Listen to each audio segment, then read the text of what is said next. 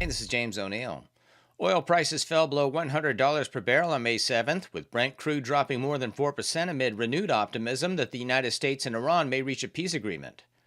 Prices had previously surged above $126 during the conflict, but have declined as diplomatic signals improved, including a pause in U.S. naval escort operations. Despite the drop, energy costs remain significantly elevated, and companies warn the impact will persist even if a deal is reached. Shipping giant Maersk reported sharply higher fuel costs, while analysts caution that supply disruptions and inflationary pressures could continue for months, depending on the outcome of negotiations. President Trump hosted Brazilian President Lula da Silva at the White House to discuss trade, security, and regional issues. Topics included tariffs, rare earth minerals, organized crime, and ongoing U.S. investigations into Brazilian industries. The leaders also addressed potential U.S. designation of major Brazilian criminal groups as terrorist organizations, a move Brazil views as a sovereignty concern. Trade tensions remain a key issue, with past tariffs and possible new measures under review. Brazil's upcoming elections and its role in global supply chains, particularly rare earth resources, add strategic importance to the talks between the two nations. Reports highlight a rise in anti-Semitic incidents across Europe, including vandalism, arson, and violent attacks targeting Jewish individuals and institutions. Examples cited include defaced monuments in Amsterdam, synagogue attacks in London, and public hostility linked to tensions surrounding Israel and the Middle East. The commentary attributes these developments to broader political, social, and demographic factors, including immigration trends and ideological divisions. It also notes disagreements among Western allies over Middle East policy, particularly regarding Iran and Israel.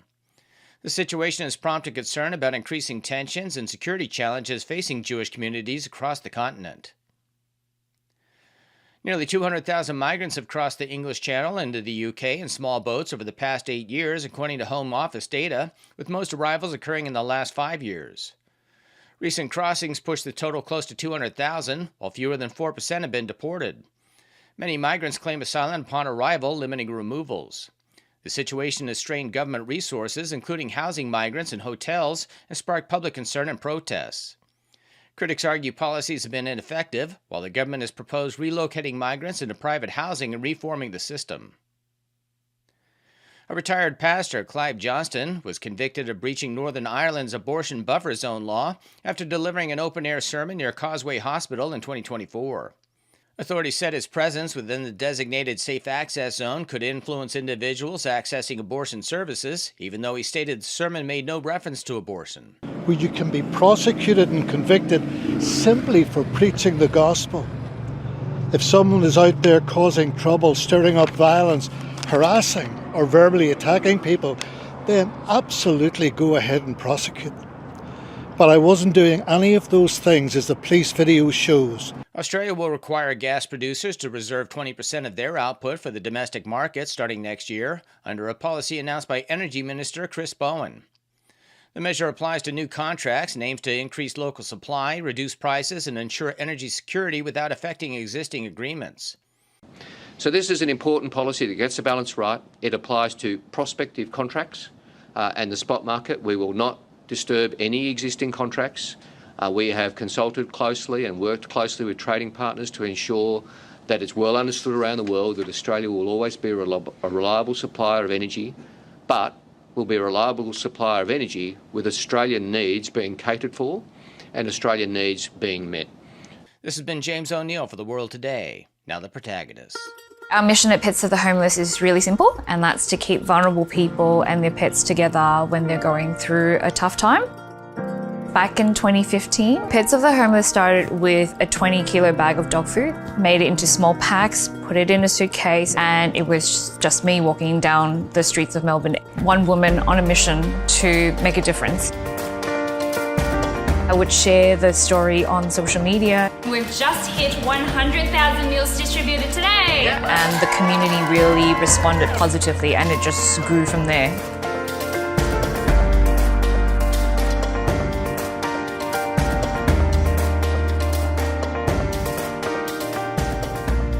My name is Kent, and this is Hippo. She's everything to me. She's such a good girl. I got her at a time when I wasn't very stable. I'd come out of prison, I was homeless, but as soon as I got her, I just realized, oh my God, I can't let this dog go. And she's just my best friend. Hippo had a canine equivalent of an ACL injury. I knew there was something really desperately wrong. It was agonising seeing her suffering. My caseworker put me in touch with Pets of the Homeless, and Yvonne said that they could help, and I was just so overjoyed. I wouldn't have been able to get through that medical incident without their help. Like, it just would have been impossible. That bond between us and our pet is very important. And when someone is going through a really tough time in their life, that bond becomes even more important. And that's what we're trying to protect at Pets of the Homeless. Who's that?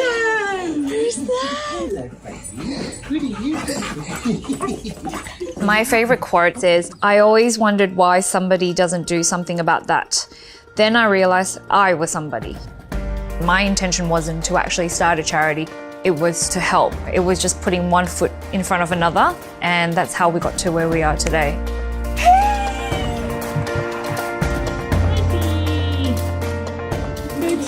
We're now in a warehouse. We have about 150 volunteers. We provide on average about 60 to 70,000 meals every single month. We have a network of about 73 community partner organisations that we work with. We've also taken in hundreds of pets into our foster care program, and we've just reached 2.5 million meals distributed. In the time that I've been volunteering with Pets of the Homeless, I've seen the community grow, numbers of volunteers, pet food packing, got a brand new van, and we can reach more community pantries and reach more people. The community, whether it's the volunteers who are packing the food, who are foster caring, they've got so much love to give. I think Pets of the Homeless gives people hope. There can be a bit of judgment for people who are homeless and have a dog, but the reality is those dogs have got love and support, and it's so wonderful that Pets of the Homeless are able to help. It really makes a big difference in actual lives. It's really important work.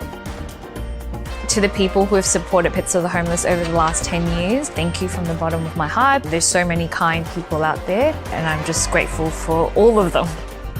The work that we need to do is so huge and the need is growing, and we can't do it without the support of our community.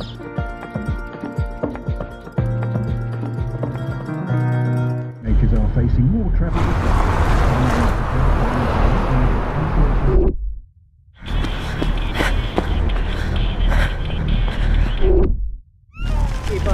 When we're on the go, it's easy to go into our own world.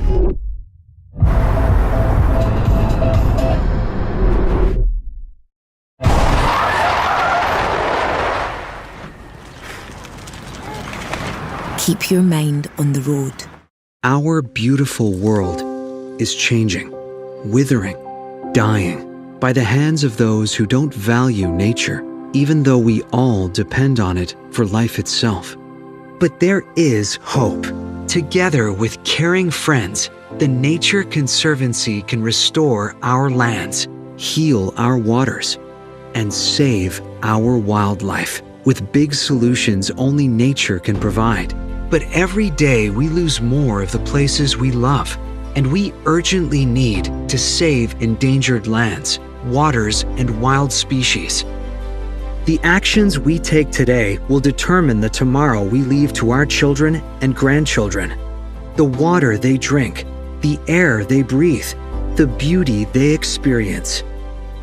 To learn more about how you can help protect and conserve our beautiful world, visit nature.org today. Asthma is a growing problem, especially among children.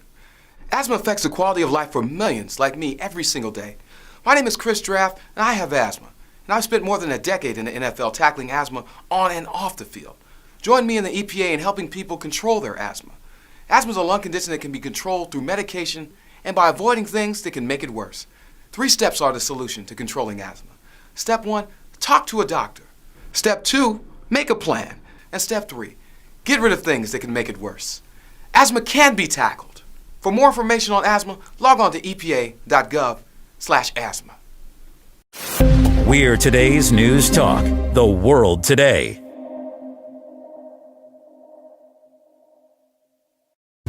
With your help, we can continue to fight for freedom, reach new audiences, and bring important information to the public free of charge. This is not possible without your generosity. Join our quest for the truth and our freedom and donate today, telling it as it is. This is today's News Talk, The World Today.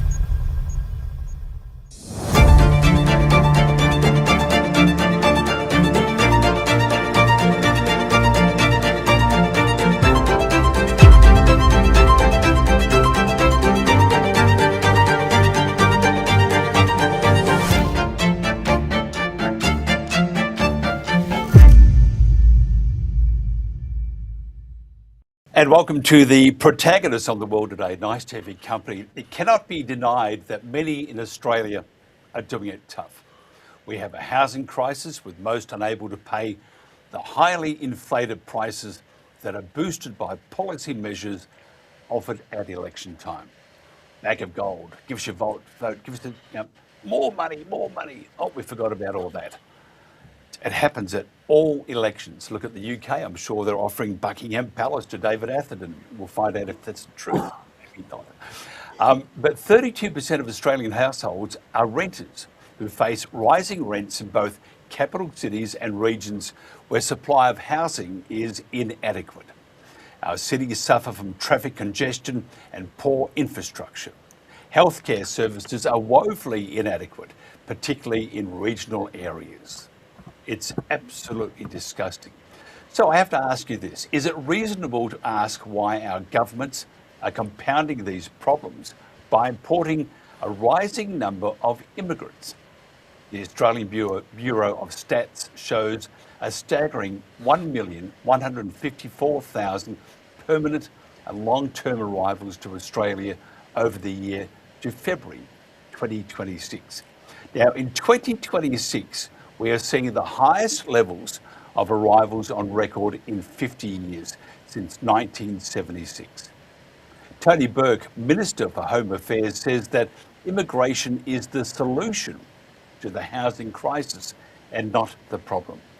Those voicing concerns about immigration are silenced, while politicians virtue signal or issue populist slogans in support of their electoral ambitions.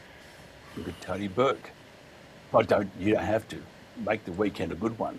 Australia and many Western countries are addicted to immigration due to poor economic growth rates and lobbying from special interest groups. Governments do need to be held to account on this issue, and rational voices must be heard. Our panel today, very rational. Dr. David Richards, and let's see if this button works. I'm not too sure yet what's going to happen. Dr. David Richards, we have it all working. Professor of Medicine, David Atherton, political commentator, Kim Wingiri, publisher, writer, and from Michael West Media. First of all, gentlemen, thank you for joining us. Sorry we're a bit late. Always something breaks down, just that little bit, but we got it working. David, thank you for joining us. Tell me your thoughts on our immigration at the moment. Oh, it's you're probably on the same path as us. It's suicide. Economic and political suicide. I've just sent out an ex post this morning. It shows you how bad things are in this country, how balkanised we become with immigration. There's a guy in Oldham, he's just near Manchester in northwest of England, and there was a Labour candidate there. He was asked a few questions. And this is a Labour council candidate. He said, "No, I don't speak English." So we're now in a country whereby you don't even have to speak English to actually get elected as a councillor or an MP anymore. It's absolutely ridiculous. Also, as well, in Britain, the per capita per head wealth has actually gone down since 2019 due to immigration. In this country, you need to earn £37,800 a year. It's about 80,000 Australian dollars to pay your way in the country. So if you earned less than that, you use the infrastructure, you use the schools, you use the hospitals. To be a net taxpayer, it has to be something in the region of 80,000 Australian dollars a year. If not, you're a permanent burden. In Britain, only 1 in 25% of immigrants that come to this country reach that threshold. The rest are basically parasites on the rest of the British taxpayer. Dr. David Richards, your thoughts on immigration at the moment? Well, I think I'm an immigrant myself. Come from Wales originally, and so I see that there's some good things and there's some bad things about immigration, and the rate of expansion of the population should be it is predictable. You can sort of determine what levels of successful expansion can be achieved. And so that's really what Euler's number. Euler was a mathematician from the 19th century, and he noticed that natural systems grow at a constant rate, and so consequently we can apply that to levels of immigration that we should expect. In terms of how they can, what is the sustainable amount? And so, for example, in Australia at the moment, our levels of immigration, I think last year was 311,000, and what we can sustain is probably around about 166,000. Now, once you start getting above that, then of course that tends to increase stress on the system exponentially. And so you see increasing problems in terms of social breakdown, sort of polarizations, and of course we saw what happened down at Bondi, and without proper methods of integrating immigrants into the community, then of course they will tend to migrate back to the ideologies or the ideas or the thought processes that they've grown up with. And so what we saw in Bondi was the polarization, between the Muslims and the Jewish community, being played out in Australia, where we're so far, we're so far away from the countries of origin, and of course, what's the response to that? Well, the response to that is of course we bring in these new racial vilification laws, and what we're seeing is really administrative multiculturalism. In other words, it's authority, legalism, being brought in to try to correct the problems created through a lack of process earlier in the piece. And so you create these problems by not regulating them. You don't create the multicultural environment to support that kind of level of immigration. As a result of that, you get this decoherence in society. It ends in tragedy in the state, example in Bondi, and then the government jumps in to introduce these administrative multicultural laws, which then actually polarize the communities even further, lead to further disintegration. And so what you're seeing is a policy failure because it's just being poorly thought through. I mean, immigration can be successful. America has built its vast resources on immigration, but if it's poorly managed, then we all see the tragic consequences of that. Kim, what's your thoughts on the current immigration at the moment? And there's always rumblings, and it sort of rears its ugly head and then disappears again. What do you think? Well, we're a country built entirely on immigration. 1/3 of Australians, current Australians, were born outside of Australia. If you take their parents, more than half of Australians were born outside of Australia. So, that's the reality. That's how Australia works. And so the debate about whether we should have immigration or not, to me, is a moot point. Of course we should have immigration. We should welcome people into this beautiful country. The problem is more that we don't plan for it. There's a lot of talk about planning for it, and recent numbers from the government. I think at the moment of this year, net immigration will be around the 250,000 mark, and that's what the government reckons will continue for the next few years. There are some levers in place to regulate that, and of course we need to manage it. But that's what we've never done. We've never managed it. It was managed in the 50s because we needed people to come and build the Snowy River. So that was all good. But overall, we don't manage infrastructure planning. We don't manage how we build our cities. We don't manage how we expand. We don't manage where people should live when they come to Australia. That's where the problem is. The number of immigrants is not really an issue. That's part of who we are. I just want to ask you, before I get into David Atherton, David Richards, is it more not the number, I'm not going to say whether I agree or not with this, but I'm throwing this at you, or up in the air, not at you, that comes after. But is it more we're not bringing in the right people, or we're bringing in too many of all sorts of people? I mean, what do you think? I mean, and by the way, we are all, I think most of us, actually all of us, except for the people that were here before the white people got here, we're all immigrants. And I was shipped over here because my great aunt here nicked some potatoes. And we can blame David's government for that. They sent me over here to white beaches and all that sort of stuff. But the issue is, are we bringing in the people that we need? Is it the right time to bring in the numbers that we're bringing in, because we have poor housing, we have all sorts of economic strife at the moment, and sometimes, and Kim's right. This country is based on immigration, like most Western countries. Look at the US. But at the moment, I would probably put to you, David Richards, that it's not the right time. We need to just hunker down a bit. What do you think?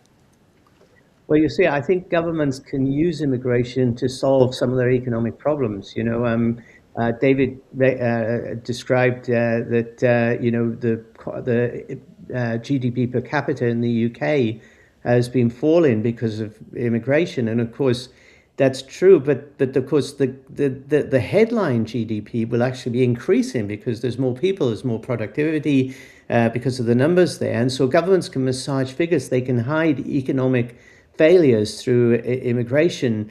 And of course, that once governments use immigration as political tools, it's more to sustain weak governments that are not performing economically, rather than what's in the best interests of Australia. As I say, Angela Merkel was a very good leader for Germany, but one of the things that she did was liberate the expansion of people migrating from the east to the point where the German economy faced massive issues trying to cope with the flood of immigration. So as Kim said, we're a country built on immigration, so immigration is going to be part of our DNA, but it has to be sustainable. And at the moment, it seems our government is using immigration to bail itself out of an economic fix of its own making,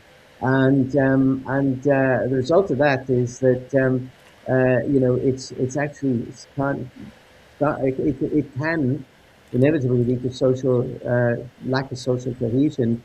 And the other thing that Kim alluded to was that we need to plan for this immigration. You just can't, if you've got people are coming from different countries, different societies, different religious ideas, then and you just sort of drop them in a community without the kind of support integration networks that they're required to bridge that gap between their past experiences and their experiences in Australia, then they're going to revert to the traditions of their own land, where they've come from, because and of course, that creates then issues then in terms of I know in the UK, certain cities in the UK now have become sort of marginalised because of the different groups, the different racial groups predominating in those areas, and that can lead to a loss of social identity and national identity. National identity is so important. If we're going to embrace immigrants, we've got to have a strong national identity ourselves to know where we stand, what we stand for. David Atherton, Minister for Immigration and Citizenship is Tony Burke, and he said that the migrants do not have to assimilate. I have to say I was quite astounded that the Minister... Cultural madness, absolutely cultural madness. It is. Tell us your thoughts on some of the things that just might go wrong.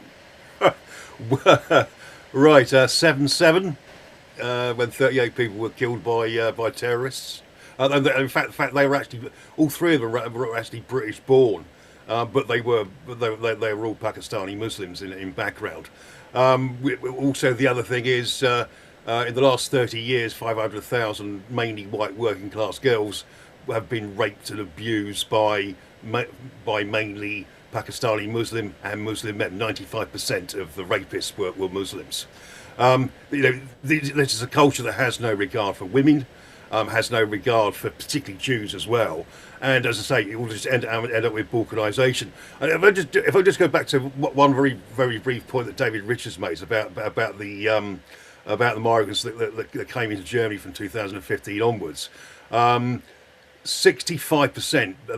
There was a research done by the German Federal Education Ministry, and they found that 65% of those that were admitted from Syria and the Middle East were functionally illiterate, even in their own language. They also did some education courses to try and bring them up to a German 16-year-old standard, and it was a 2-year course, and by the time it had finished, 70% had dropped out. These people will be the drug dealers, the people that wash your car. They're going to be involved in the black market. These people will be a financial and a political burden for the rest of their lives. Let me quote you the case of Denmark. In 1992, they allowed in 321 Palestinian refugees. And by the time they'd followed up the story in 2019, 64% had been convicted of a criminal offence, and 50% have never had a job, and they are always on, but they have always been on welfare. And the children weren't much better. Half of them were actually have been jailed at some time, and half of them are still purely reliant upon welfare for their living. You really have to be very careful. If you are going to allow people in, you've got to allow any educated people. And you have to have these standards for these people, or it's just. There is two very quick points. 2063, Professor Matt Goodwin has calculated white people in Britain will be a minority. I've actually written a piece called. Britain becomes an Islamic state in about 2070, 2080, around that time. Britain will, basically, if I'm giving an Australian angle, the white British people are the Aborigines of Britain at the moment. Yeah, Kim, your thoughts? We probably need the microphone on. Yeah. My thoughts on what in that context? Sorry, I didn't quite hear you. I said my thoughts on what? Can you? David Atherton was talking about that we need to, if we don't have, I put the question about the assimilation of migrants. David asked, which Tony Burke says they don't have to assimilate. Which again I said I was astounded with, and then David pointed out a couple of examples of the migrants not assimilating using pictures of discontent and violence in particular countries. Was Norway one of those, David? Wasn't it? I think Norway. Yeah, his microphone's off anyway. So he's just using those examples. So it was Denmark. It was Denmark. Sorry, Denmark. Not Norway. Yeah. Yep. So the point is that if we don't encourage or don't insist that they assimilate into our society, and I always think, this is just me, that when I lived in the US, I did everything the US said to do because I was in their house, and I even thought about spending the rest of my life there in the US. I didn't. I came back to Australia. Now, if somebody comes into your house, I think the first thing they have to do is show respect. we can't entirely blame that on the immigrants or the migrants. We can blame that probably on the government, because I think that their vetting process is pathetic, to say the least, and it almost becomes like a warfare using immigration as a tool or a weapon. Yeah, Mike, you are talking here about assimilation, which is a very much a loaded expression to use. And we're all white people here. I'm an immigrant. For me to assimilate into Australia was easy. I'm white. No one's ever asked me, or never ever told me to go back to where I came from. So, the other side of this whole argument is that Australia is also a fundamentally racist country. And we look at these discussions and we look at these policies all seen from a white perspective. And that makes the discussion very, very difficult to have until we actually recognize that this notion of us being a multicultural country has consequences from a policy point of view and has consequences from a planning point of view. The debate is kind of moot. We are a country of immigrants. We are a country of immigrants from many, many different countries. Over the last 10 years, the largest cohort of immigrants into Australia are Indian people. And they're wonderful people. They contribute tremendously to our society, as does people from Pakistan or Iran or anywhere else. The vast majority of people that come to Australia contribute tremendously to this country. And I think that's the context we need to look at this in.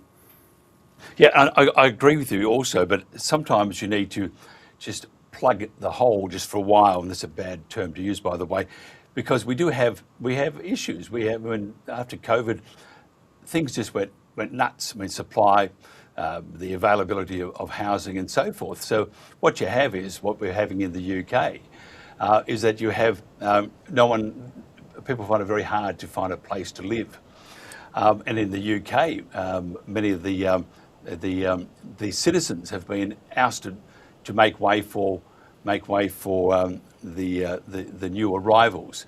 David Atherton, that itself creates massive discontent within society, doesn't it? It has indeed, yeah. In Britain, the Overton window has shifted massively to the right now.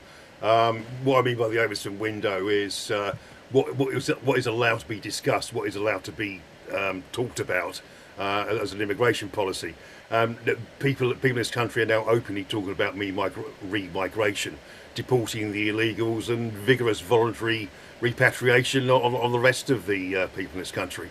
The rest of the immigrants, the ones that particularly don't fit in well here, they mainly come from the Middle East and Sub-Saharan Africa. For example, Somalis, 72% of Somalis are unemployed, 73% live in social housing. Moving on from there, the tensions in this country are sort of reaching boiling point. We go back to July 2024, when National Rudakabana, the second generation Rwandan, murdered 3 little girls. And plus, you can't move from a newspaper or a news bulletin about some 12-year-old, 16-year-old, 14, 13-year-old girl has been raped by a migrant from a hotel or an HMO, house of mass occupation. It's people in this country did not wake up and wanted to be racist. That people have woken up and found that their towns and villages and cities have been invaded by foreign people who don't share our standards, not part of the Enlightenment and Western liberal democracies. They come from, well, let's be honest, third world shithole countries with a very poor attitude to women. It's been even now the Labour Party and people on the left are admitting, like they've done in Sweden, that mass immigration has been a disaster for this country. And historians like David Betts, he's a historian of modern warfare at King's College University in London, and people are now openly talking about civil war in this country. It's probably started. It's very low level. And look at the council results that are coming out at the moment. There's a load of independent MPs who are Pakistani Muslims who have been elected in Birmingham, and that's going to cause friction. And and this sort of at the moment the civil war is relatively low level and not particularly violent at the moment.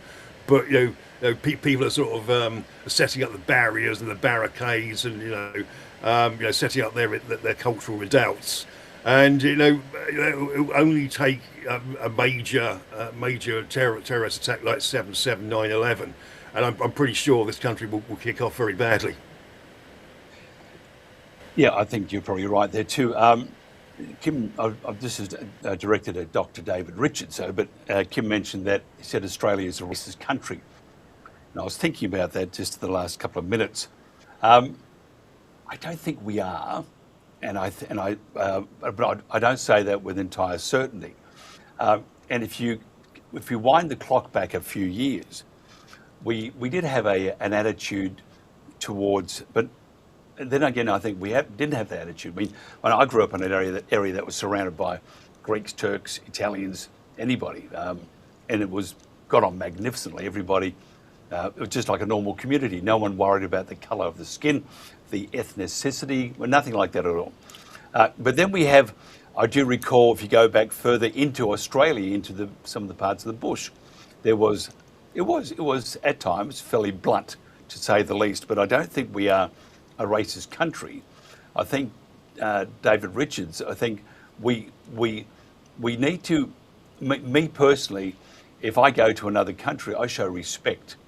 I know a lot of Aussies sometimes don't. If you look at Bali, for example, we don't show that respect.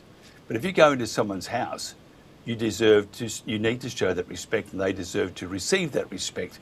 You have to then earn it. I think at the moment we have the issues that we do, and the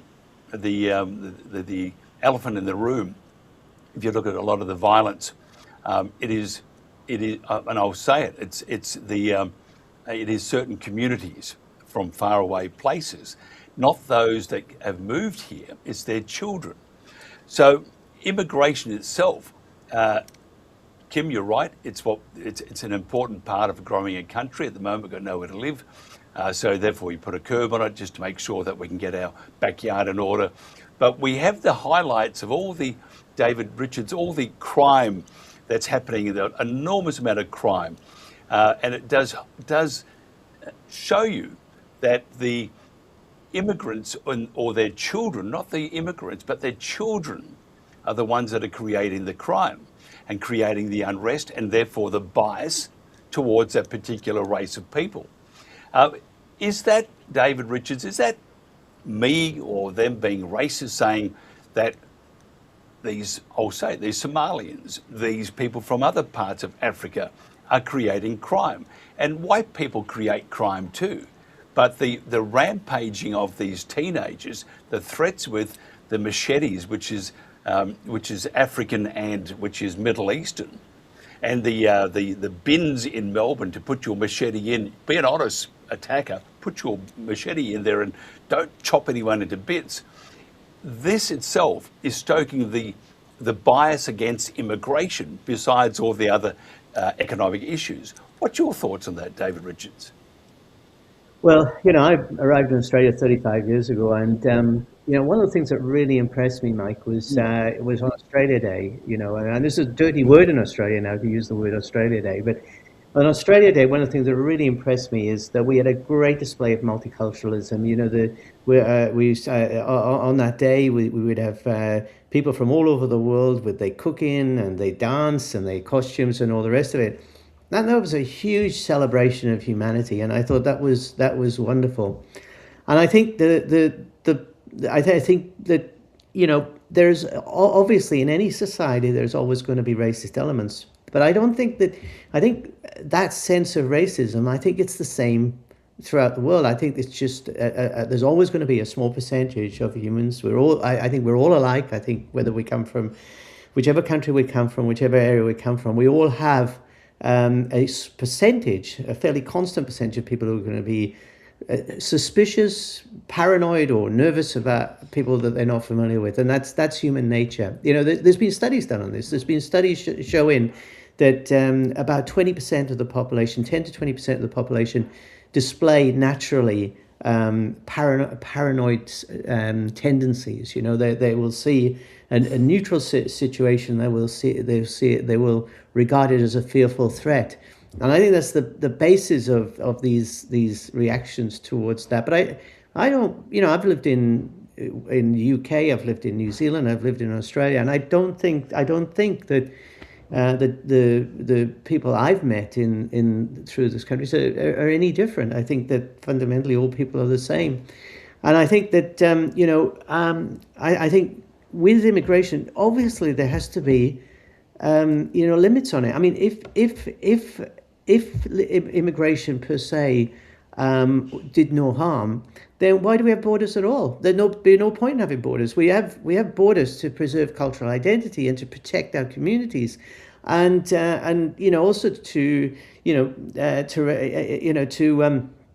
so that we can operate a civil society within those borders. Now, if you're saying that immigration is all doesn't have downstream effects, well, there would be no point in having borders. You may as well dissolve all borders and just let people freely move through.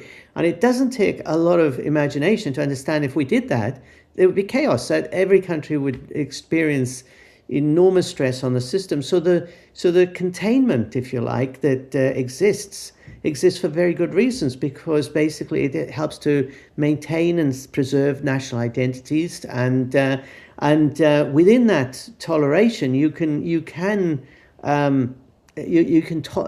allow a certain degree of immigration without it disturbing the status quo, the health or the well-being of the country. But once you start to plan this poorly, you allow it to become excessive, and you don't take the steps and the measures to allow that kind of stepwise into the country, then of course you're setting yourself up for failure. It's so obvious that you're going to end up creating problems for yourself, and not only is it obvious, we've seen it time and time again. Through in different countries where increasing pressure on migration and poorly managed migration has led to stresses and strains that have ultimately led to violence in some communities as well. Kim, I'm just thinking, first of all, the figures, 1,154,000 permanent and long-term arrivals to Australia over the year to February 2026. That's a lot. But I was just thinking, I just want to mention the ISIS brides. Do you think, and here's because we have a very dear friend, Shane Healy, and he tells us there is nothing to worry about. He's with former Army intelligence and DFAT and all that sort of stuff. So he's a very, very clever guy. And if Shane Healy says, we are overreacting, I'd probably say, okay, I will take that on board. So the issue then, Kim, because you're in the media, do you think that, and we're pretty ignorant. We are very ignorant when it comes to many, many things, but that's because we're not told. And whether you're Aussie, English, American, whatever, if you know the facts generally, you can put that puzzle together and come out with a fairly reasonable attitude.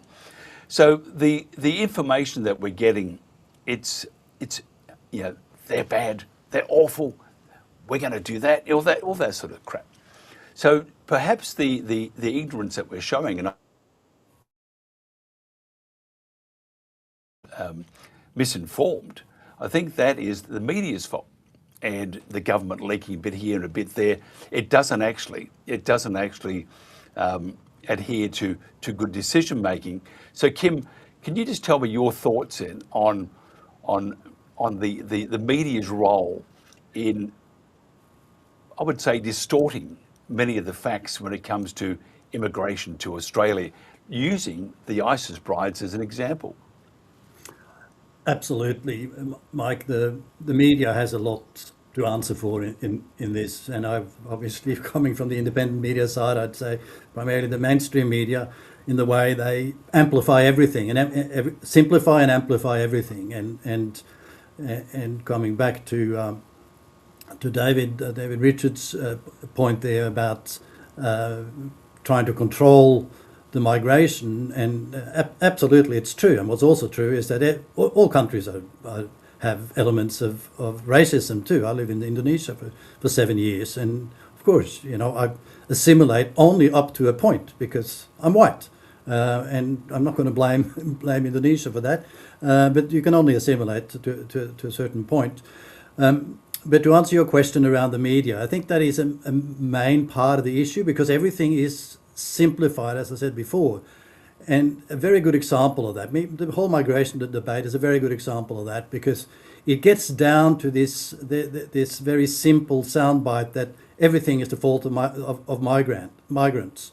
And Mike, you talk about housing issues we have in Australia, where we don't build enough houses. More importantly, we don't build the right houses.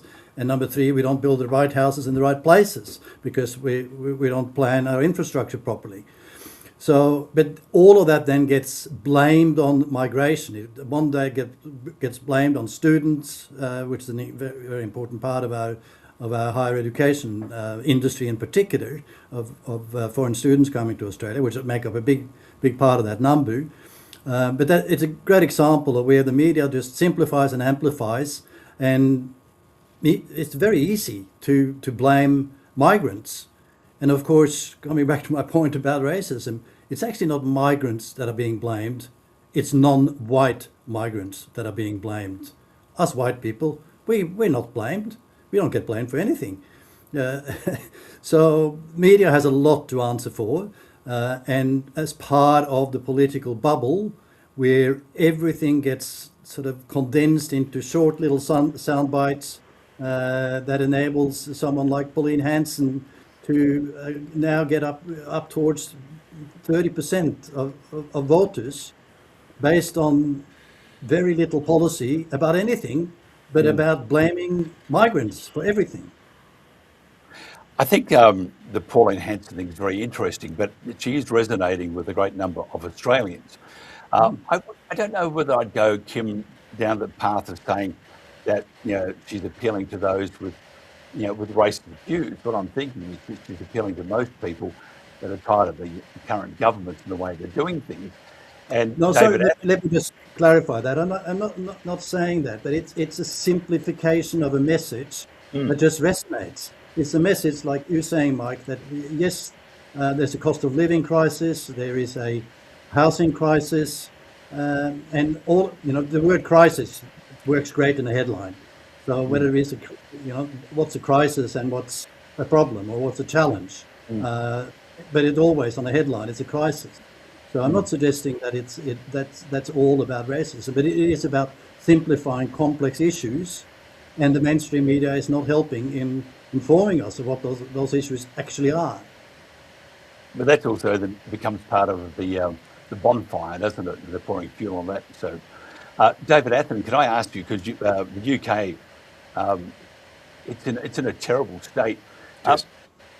You have it's like an armada. I mean, of rowboats, little small dinghies and stuff, which is on one hand is good because it's helping your navy. At least they've got some boats. Yeah. But on the other hand, it's creating this. I mean, it's still talk of a civil war in the UK, and even though you have elections and stuff like that that are happening, what about the housing? Because we know that, and if you look at the hotels and stuff, they're moving people out of hotels now into housing. They're moving people out who have lived there for many years because of they can get more money from the government by putting in a boatload of people, and they go into that particular house, and then therefore the housing problem then becomes bigger and bigger and bigger. What's your thoughts on that? What actually is happening in the UK? For example, if you're booted out of a house, whether you're forget being white, you've just been booted out because we're going to make way for some friendly visitors. Where does that put the UK, and what sort of stress, and where does it ignite the flames of discontent even more? Yeah, the very fact that mass migration, legal and illegal, has come to this country. I think we've taken in something like 4 million people in the last 7 years. No, last 5 years, 4 million people. We let 2 million people after the end of the COVID pandemic, and of course it's had that effect on pushing up rents, pushing up the price of homes, making them particularly unaffordable for young people. The Labour government promised 1.5 million new homes. They barely delivered 200,000 of them at the moment. So, and then they're sort of building on the green belt, and they're despoiling the countryside with it as well. It really is a complete and utter disaster. And what happened was Michael Gove, when he was part of the Conservative administration, actually earmarked £500 million of British taxpayers. That's about $1 billion Australian dollars to actually pay for accommodation for the Channel migrants, and also other migrants as well. Angela Rayner, who used to be the housing minister, was once interviewed, and it was pointed out to her that 5 out of 7 new homes built in Britain will actually go to migrants. It won't go to British people. Yesterday it was reported in Lambeth, 53% of the social housing that's been allocated goes to people who were not born in this country. That is not. It is morally wrong. It's economically wrong, and it should be stopped. These people should be thrown out of their houses and told to pay for their own place. And also there's a social cost as well of immigrants coming into an area. I call it out of the hotel frying pan into the HMO fire, house of mass occupation. Their behaviour towards women, their behaviour towards the general population does not improve. And they're still sexually harassing women, and they're still going and they're still doing working in the black market, whether it, as I say, is car washing right through to the sale of illegal drugs. There's a hotel in Bournemouth. About 20 people there. It holds about 150 people. 20 people over the years have been convicted of serious criminal offences. There was even a murder, I think by an Egyptian. On Bournemouth Beach, there was a lesbian couple that were out there one night, and a migrant stabbed one of them to death, and the other one was they tried to kill her as well. But no, it's just so frustrating. I think the government in this country has woken up to the problem, but because we're so hamstrung by the 1998 Tony Blair's Human Rights Act, and we're members of the European Court of Human Rights and every other silly little world organisation type treaties, we can't deport these people. For example, when Tony Abbott stopped the boats and he dropped them all off. We actually have the Dalek effect at the moment, David. Sorry. No, that's right. You've come back again now. You've escaped the clutches of those that you will destroy. Yeah. Okay. Fine. Is it me or is it my end or your end? Do you think? Last look, my end's fine. Okay. Dr. David Richards, who is my doctor, by the way. Can I just ask you, David Richards, your thoughts on the universities? They earn millions, from students coming over here. The students have got nowhere to live, so what they do is they integrate into society, and they take other houses in places that were used for, say, for example, on the Gold Coast, which we're in at the moment. Housing here is almost unaffordable, so you have a bunch of students living in a house and whatever. Shouldn't the universities be looking after those students and building their own accommodation, so therefore it doesn't impact on the local community? There's a lot of things to unpack there, Mike.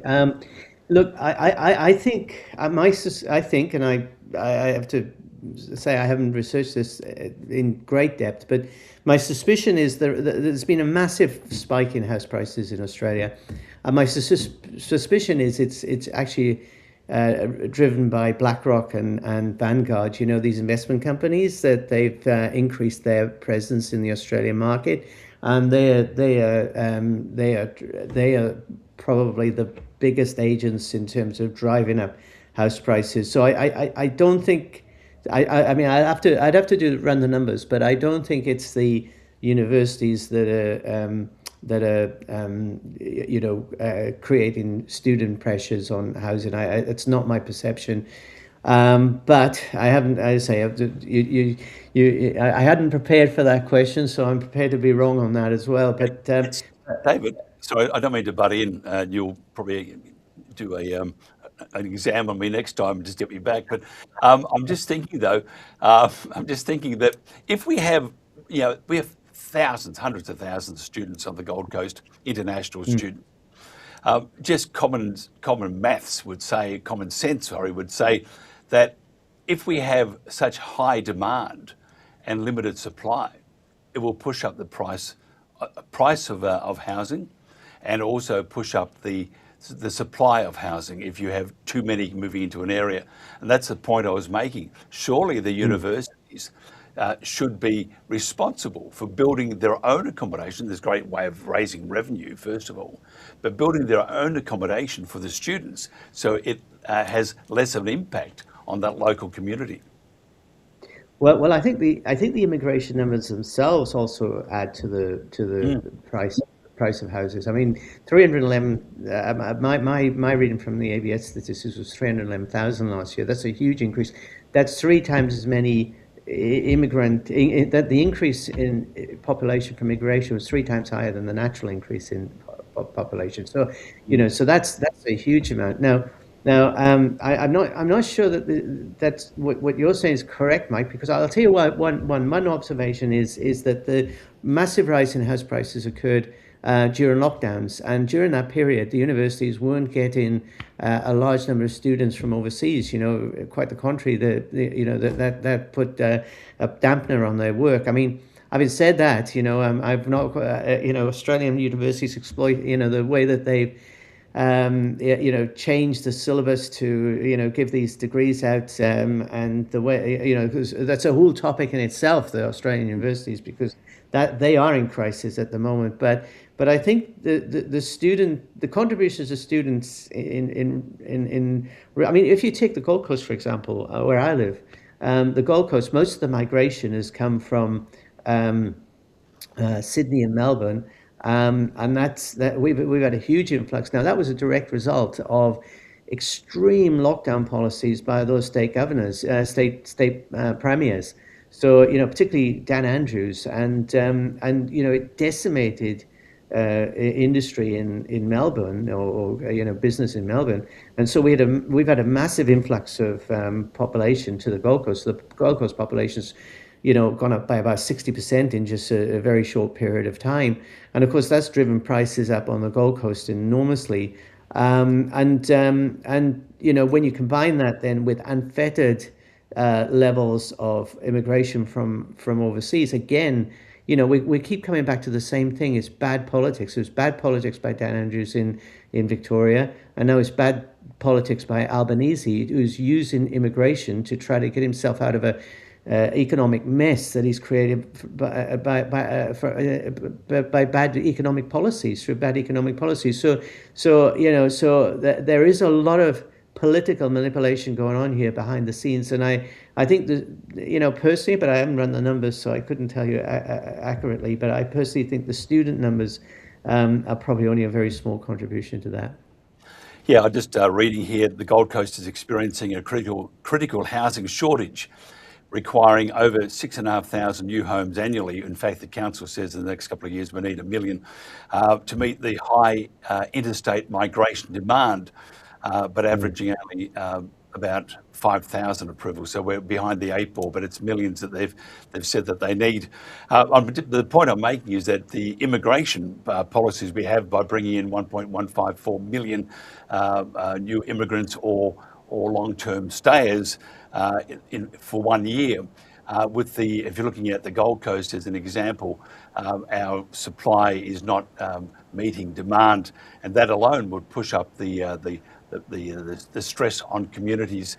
David Atherton, because we are going to run out of time in about 10 minutes, how do we fix the immigration crisis, whether it's in the UK or whether it's in Australia? How do we get back to something that's a little more realistic? Do we have a tap we turn it on and off when we need to? And I don't think at any stage, I mean, my point anyway, at any stage, is there a consideration of the colour of skin? Although it does play a major influence on the reporting and the commentary when you see particular nationalities carrying out crimes. Interesting, which Kim mentioned too, that the media can distort things. So instead of showing a whole gamut of bad people, it does focus in on a particular race of people. In your country, there is this great unrest, and it's towards the, I don't know about the immigrants, it's more towards the illegal immigrants, isn't it? It's also legal as well, and assuming I'm not sounding like a Dalek again. Now, what needs to be done is there needs to be at least a 5-year moratorium on all immigration. Britain is so soft these days. We've got 5 million people who are on welfare at the moment, sat around on their backsides doing nothing. Probably 95% are perfectly able to hold down a job, and so we should cut that welfare. We should be looking not to renew the visas of people that have come here. We certainly shouldn't be giving them in 5 years' time their permanent residency, which allows them then in about 2 years' time to get a British passport. We should be vigorous in deporting illegal migrants, and we should also have particularly strong voluntary repatriation programs as well. You're basically given some money to leave the country. But by the way, the Labour government has actually done this. There was an Ethiopian who was out of the Bell Hotel in Epping in Essex, just east of London. He was given 500 quid to go home after he sexually assaulted a 13-year-old girl who was in a school uniform. So, the Labour Party, the left, have actually set up the precedent of it. Why can't we extend that principle to other things? We really have to stop it, and we have to reverse. Remigration should be the buzzword, and how we can maybe get rid of maybe between 5 and 10 million people that come here who are adding nothing to our country of any value. The ones that that do make the threshold of 80,000 Australian dollars a year, they can stay. But if you committed a criminal offence, you have to go home. Technically, the way it works in Britain is you're also absolutely eligible for deportation if you get a 1-year sentence. Although you can challenge it if it's less than 4 years.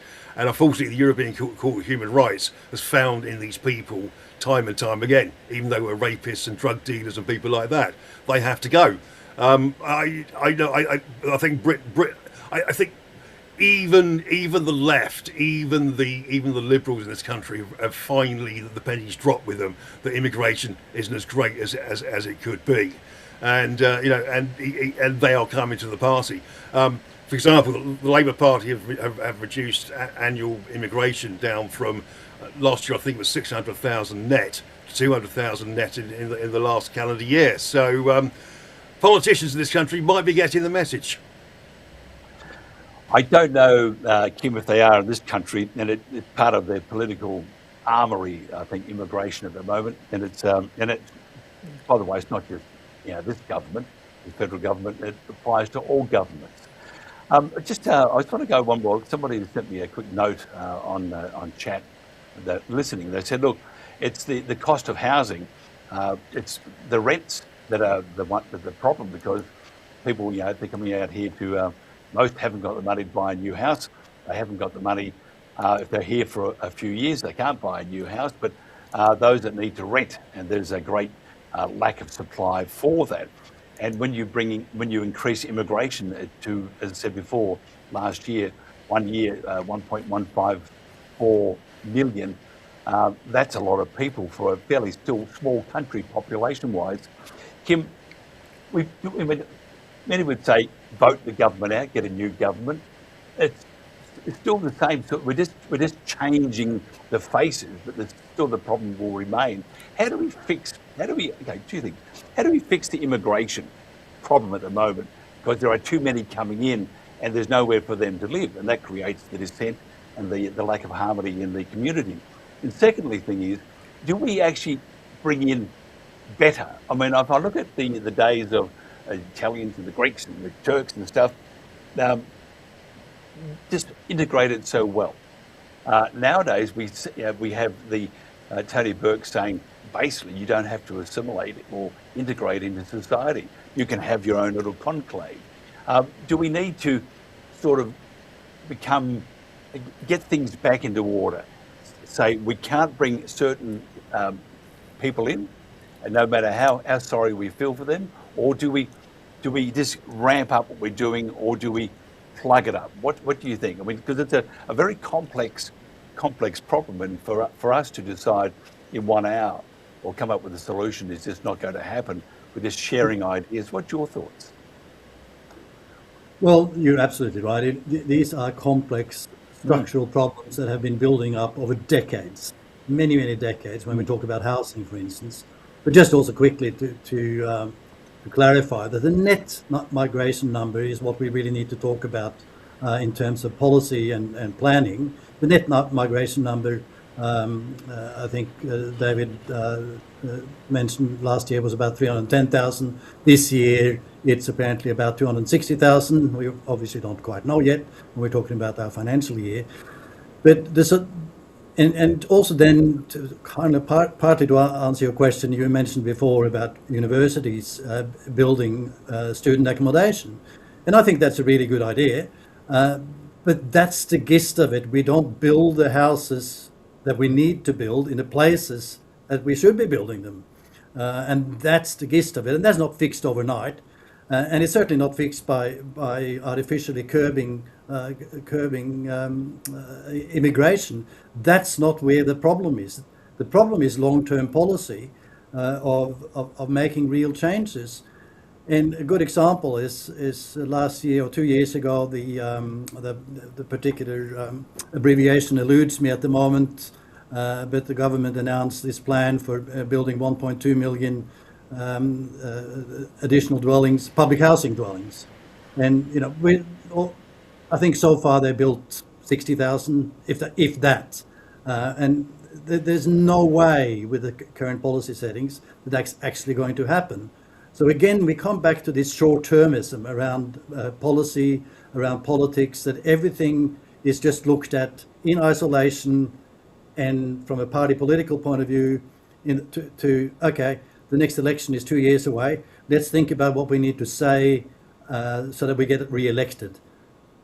Our short-term policy making is the gist of all of these problems, that we haven't got long-term visions for where we want to go.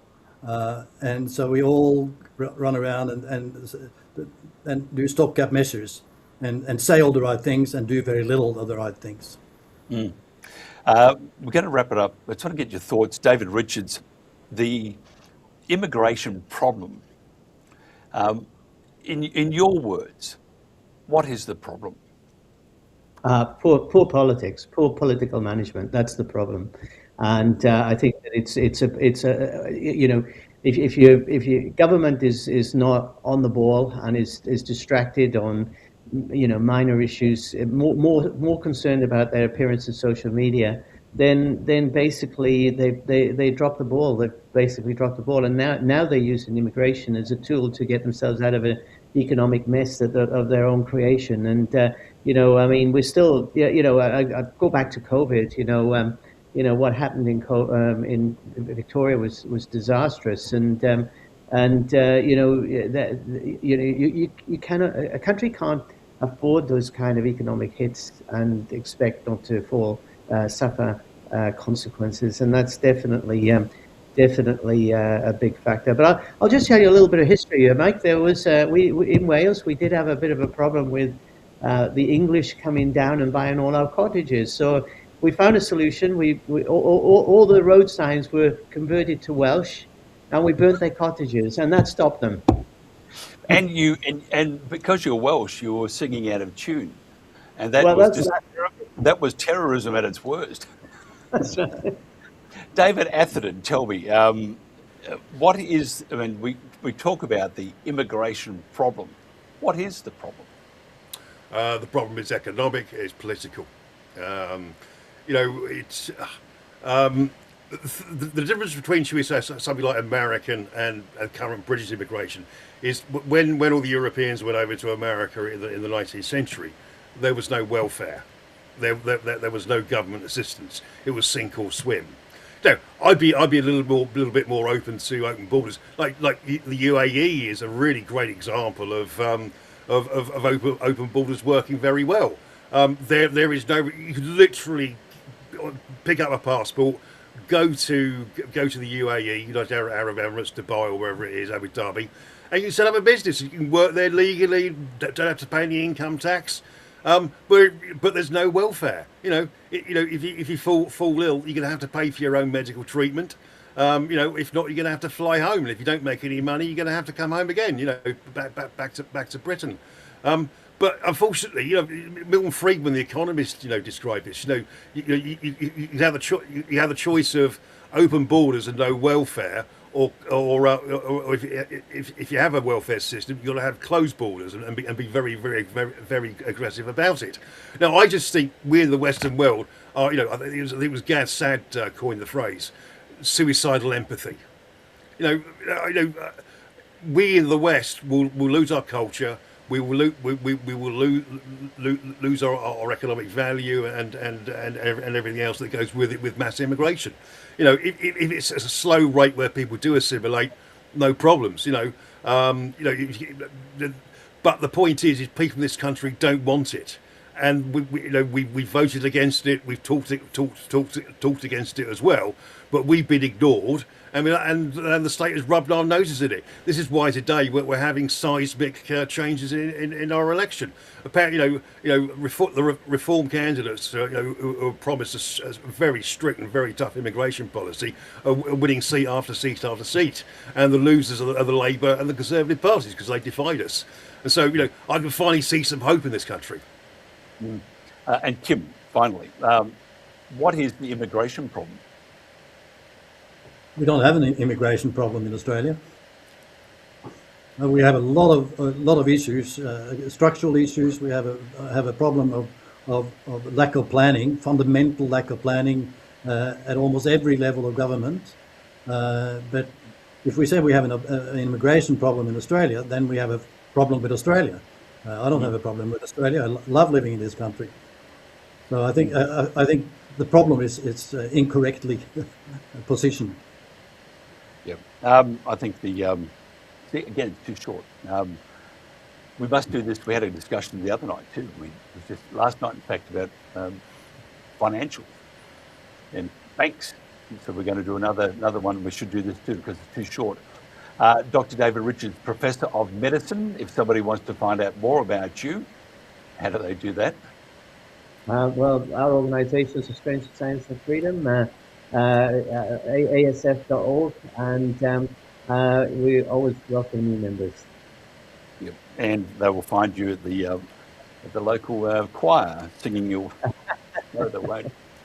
Probably fall in.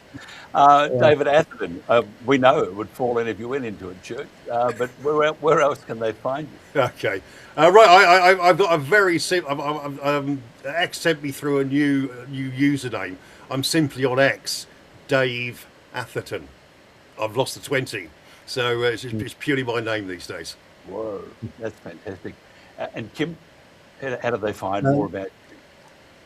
Well, we're on michaelwest.com.au, which is our website, and on YouTube at the West Report. Thank you. And on every social media channel. Thank you very much. I appreciate it. Gentlemen, thank you for joining us for the Protagonists today on a Friday. It's the weekend. Kim's in Adelaide. His team, Adelaide, I think they're playing tonight, I think, or tomorrow. Anyway, thank you for joining us for the Protagonists. We'll do more on Monday. This is The World Today, and this has been The Protagonists.